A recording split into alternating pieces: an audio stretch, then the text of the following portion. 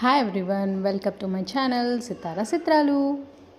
ఈరోజైతే నేను మీతో ఒక మంచి ట్రిక్ షేర్ చేసుకోబోతున్నాను. అదేంటంటే సితారా ఎప్పుడైనా హోంవర్క్ రాసేటప్పుడు తనకి ఇంట్రెస్ట్ లేకో తను ఏం చేస్తుందంటే అన్ని పిచ్చి గీతలు గీసేస్తుంది. సో నేను అప్పుడు ఏం చేస్తానంటే, సితారా నువ్వు చాలా మంచిగా రాస్తావు సితారా, నీకు రాయడానికి చాలా మంచిగా వస్తుంది సితారా అంటే తను ఎందుకో ఒక వేలో నాకేదో టాలెంట్ ఉంది అనుకొని తను నీట్గా రాస్తుంది. దీన్ని బట్టి నాకేమర్థమైందంటే పొగిడితే పని జరుగుతుంది. అట్లా అని మనకి ఇష్టం వచ్చినట్టు పొగడొద్దు. తనకి ఏ వర్డ్స్ అయితే ఇష్టం ఉంటాయో, ఏ వే ఆఫ్ ఎక్స్ప్రెషన్లో ఇష్టం ఉంటాయో అట్లానే పొగడాలి.